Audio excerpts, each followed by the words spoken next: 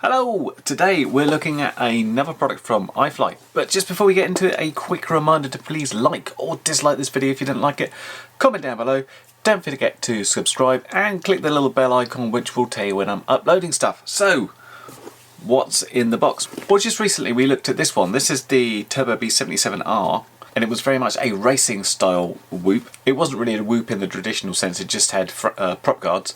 This one is the CineBee 75 HD.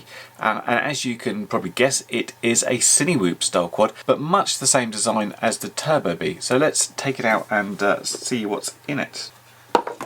Revealing the box contents. We have the OSD for the Caddx V2, which is in there. Some stickers, some more stickers, and the quad itself. Take a quick look at this here and then I'll come back to it. I see the accessories in here. Lots of screws, battery strap, and some more different screws, I guess. These look like little GM Fans 1635 props. 4 of those, so a complete set. And you will notice these are different than the props we have installed. And these look like the little HQ props that were included as an option on the Modular 7 HD. And I thought it flew a bit smoother when we use these, so perhaps they've gone with that sort of default, you want smoothness, get these ones, and perhaps these ones for a bit more power or speed. Anyway, so here we have this quad again, gorgeous as it is, and the top mount. Now there is quite a difference structurally between this and the TurboBee. In the TurboBee I made a big point of saying these ducts aren't structural, it was a proper carbon X-frame and they were just built on top of it. Not the case with these ones. We have got the ducts attached to parts of the frame and then the motors attached directly to the ducts. So not as sturdy, but really this isn't designed to do the same thing. This is not a racing quad. I tend to think with all these Cinewhoops, it's for sort of meandering along and trying to get the shots that you wouldn't be able to get with a larger quad, rather than doing, you know, acro and stuff. Because let's face it, looking through the Turtle V2 as a live cam is not great. It's not your best acro flyer. Anyway, as I said, that is the Turtle V2 again. These ones always use, and they've got a really nice bit at the bottom here where you've just got this little clip, so you have to sort of lift that up to get to the SD card, so there's no possibility of your SD card being able to fly off, which is quite nice. I can't see the button anywhere to start and stop the recording. It might have been that the option to auto record has already been done, or we might have to add that. We'll find out. But we've got a good amount of tilt angle there, we've got nice space for the battery on top. This is the XM Plus version, so we've got these nice little antenna holders. You can see the XM Plus just at the end here, and we've got a little linear antenna for the VTX. Spec wise on this, it is very similar to the TurboBee in a lot of things. You've got this success, I still don't know, the little micro 16x16 stack, which includes the F4 flight controller, the VTX, which will do up to 200 milliwatts, and the 12 amp 4-in-1 ESC, which comes run D-Shot. Claims to be jello free. I'm looking forward to put that to the test, because that's the challenge on these much smaller quads, especially with very sort of high kV motors like this, to get some smoothness into them. But yeah, let's see. Fortunately in this one the USB is accessible, unlike the last iFlight quad I looked like. So yeah, I'm going to get this up onto Betaflight first off, have a quick look through what's been set up, have a quick check how the Caddx Turtle V2 has been set up, see if I need to disable or enable anything there, and then we'll give it a flight. Now this flies on 2S or 3S, so I'll be able to do some indoor testing before I go outdoors and really see how it does. So yeah, let's get going on it. Okay, let's connect to Betaflight, and again I'm doing things a little bit different. I'm going to show you the before and after. So this is me having not touched it, and we've got a setup done here. So we've got Serial RX on UART 2, we've got the IRC Tramp protocol on UART 1, that's good. Configuration wise, D-Shot 600, this is just running 357 by the way, so it's not really up to date. Motor stop isn't enabled, I will be enabling that. I got a couple of questions about why I use motor stop, and simply I don't want my motors to spin when I arm it. Similarly, I don't have air mode on all the time, I have it on a switch because I need to control that.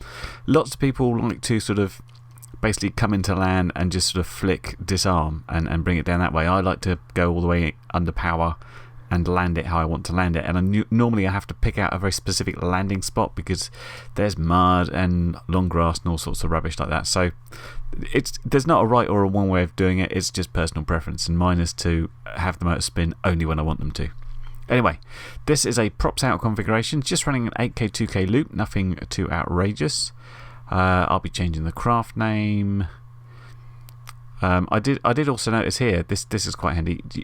If you remember the CLI command, we used to do a set small angle. This is now here, so 180 means you can arm it at any angle. That's good news. Air mode is set to on all the time. I'll be turning that off. And I don't want the RX Lost beacon tone on. I'll get rid of that one. Power and battery, I'm going to be running high voltage 3Ss and 2Ss on this one, so I might just up that a little bit higher and might just bring down the warning voltage. Pit tuning looks pretty default actually. I'll just be upping my Super 8s, so I've got 1000 degrees. Receiver wise, it's currently set to TAER, which is wrong for me. I am AETR, I think that's the right way around. And I noticed they've got their RSI channel disabled.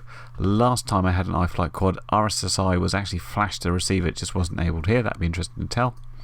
Modes wise, they've actually got some quite sensible ones: arm, angle, horizon, and turtle mode. I'll be messing around with my own stuff there.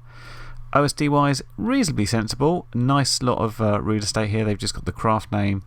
They've got the relevant indicators about voltage, time, channel, and throttle percentage. I have to remember in this one that we're running with a Turtle V2, and it generally puts up a little recording logo over here, so I'll have to look at that.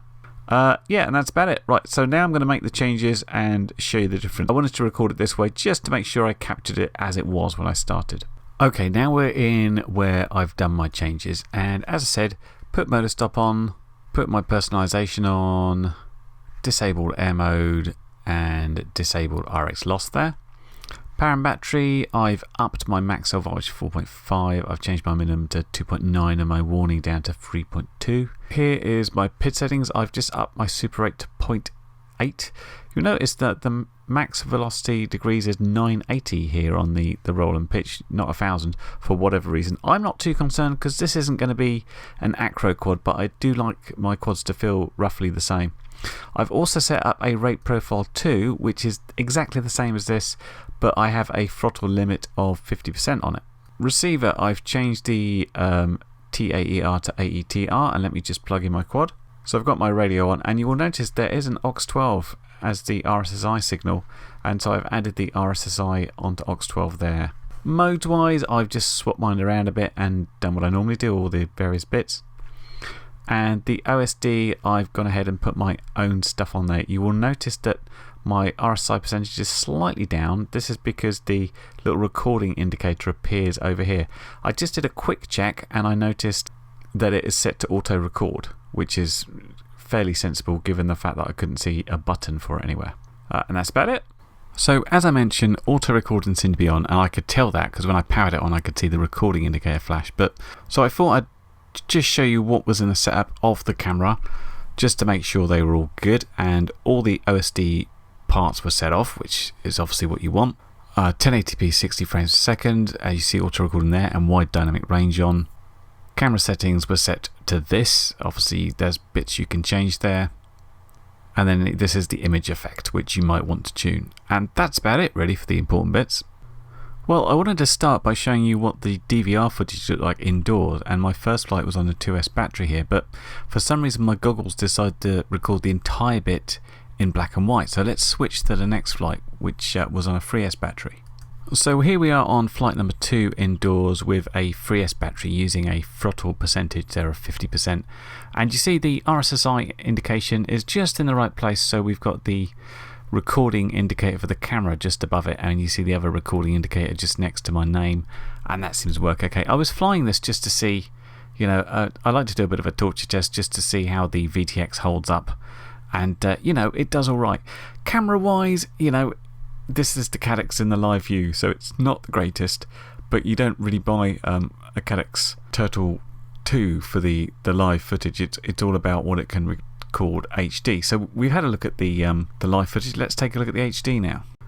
Yeah, that looks a bit better, doesn't it? Although I do notice just outside I've got just a little bit of jello there on the camera, which seems to go away as soon as I get indoors, so it seems quite susceptible to any sort of breeze, less susceptible for me bashing it into places. So I won't dwell on going indoors too much now, because it's just going to look like this. But here's a good mirror selfie. That's the way you do it. Just hit the mirror as hard as possible.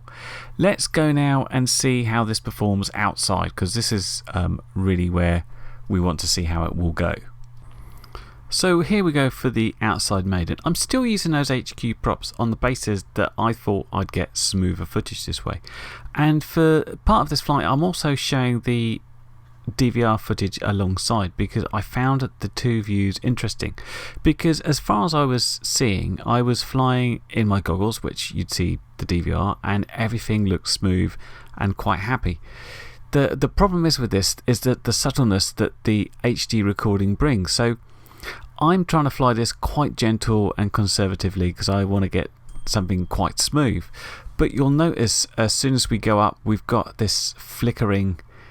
Even if you can't see it all the way through the frame, you'll see it sort of on the horizon. The trouble is, even when most of it looks pretty good, all you need is a little bit of it, and it really sort of pulls you away from the feeling that you're sort of flying smoothly, and all you can see is that jello there. And I mean, we're in a little bit of breeze. Certainly when we get above the trees, it's worse. But you know, it's a little bit disappointing, because from my point of view, I'm looking in my goggles and I'm like, well, this looks pretty good. This should turn out nice. And when I see the HD footage, I can't help but being quite disappointed by what we get. Well, I've had a subtle change of location for battery number 2 here. I'm still trying to fly it sort of quite gently and nicely, trying to take in the scenery. But this place is a little bit more exposed. There's a little bit more of breeze coming through. The day was basically turning worse. I'd managed to go out with a little window of some decent weather, and it started closing in. The clouds started coming in, and the breeze started getting up, and rain started coming.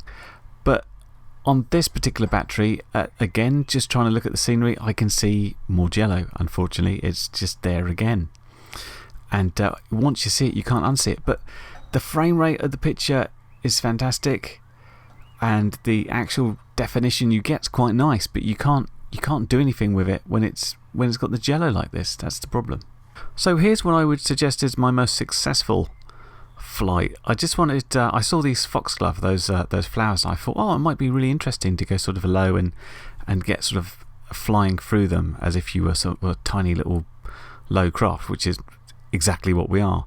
And where this is a little bit more sheltered, and I'm possibly flying with the wind just behind me going out here, it's a lot smoother. So it shows it can get decent footage outside when there's not much breeze around. It's the problem is when you have that breeze, it murders it, unfortunately. It's already been raining 3 times at this point, and I've been hiding in the woods for sort of 20 minutes. I thought I'd give it one more try. It's actually a little bit of light rain coming down now. So this is quite overcast. And I actually think the camera does pretty well, as far as the recording camera goes at least, does quite nicely in all conditions. Obviously it's going to look nicer in the sunny conditions. It gets a little bit noisier as the weather gets dimmer. And you can just see, coming back on myself here, I think I'm going slightly into a headwind, and if you look carefully you can see just this little bit of judder on the horizon again. It's a little thing, but just my eyes are pulled directly to it. It drives me crazy that this sort of thing happens. But you know, I like the little foxglove fly through thing anyway. So yeah, I would describe this as my most successful attempt at getting good footage out of this. And so I went out another day and did another couple of batteries, and I have to admit my intention here was to swap the props over and see what it could do with the other props. I didn't expect it to be any smoother, but I expected to have a little bit more power and maybe get a little bit more flight time. But then my brother-in-law came out with his tractor, and I thought this would be an excellent subject to fly around and see what we're seeing. Again, it's a much more wider open area. There is some breeze around, and we just pick up more and more jello, which is really disappointing, because if I flick back and look at the DVR footage, you will see that things look fairly smooth. But as soon as we go to the HD footage where we really want the smoothness, it's not there, unfortunately. So unless you have a really specific non-windy day, or you're indoors, it's really, really hard to know if you're going to get the right footage there. Well, I haven't tuned this, and you guys may be thinking, well, what do you expect if you haven't touched it? And I'm just thinking back to the original description of what this thing could do, and it says that it's jello-free operation. That's their target. They wanted jello-free Whoop HD videos. And unless they qualify that by saying, little asterisks and saying completely wind-free environment, must not have any breeze, then they've kind of failed at what they were aiming for, unfortunately, which is a real shame. But there you go. Well, that's a shame, because let me tell you, I love the way this has been put together. Top quality components, nicely built, great design, but it's just got jello. I have to say that all the design elements don't work well. Do you remember this little thing underneath where you've got this little flap to stop the SD card coming out? Oh my god, that's hard to handle. You need two hands to actually open it, and then you've got nothing to get it in with. And I was using a pair of tweezers and eventually getting it in, but every time you go to take it out, you realise you're going to have to go through that again to get it in. But yeah, it flies pretty nicely, but the Calyx Turtle 2 just cannot handle that very sort of fine oscillations we must be getting in order to get that little jello. You can't see anything in the FPV camera. That looks fine, but it's not smooth enough to not get those oscillations. These props I use, the HQ ones, which are supposed to be for smoother flying, you get about 2 minutes out of them. They're not very efficient. It's quite a heavy quad. You could do longer and get better efficiency out of those other props, but you're going to get more vibrations into it anyway. So at the moment, it's like you can fly indoors, you can fly in a windless environment. Other than that though, if you've got a slight bit of breeze around, you're going to experience jello. So as a Cinewhoop, it doesn't do that well, unfortunately. In terms of what does perform, at the moment it's still the Beta 85 HD, which does really well and gets that smooth footage. And it's a real shame, because everything else looks really good in it, and it seems to fly well and do the job well, and it's got a nice receiver in it and stuff. It just doesn't, you can't get the results that you think you should get from it. Anyway, this has been the iFlight CineBee 75 HD, and thanks very much for iFlight for supplying this for a review. I'll have some links below. You can also get it from their distributors as well. I hope that's been helpful, and I will catch you in the next video. Bye for now. Well, you've made it to the end of the video, so thanks once again for watching. If you like what you saw, then please consider subscribing, and if you really like what you saw, then be sure to check out the link to my blog for a variety of ways in which you can help support this channel.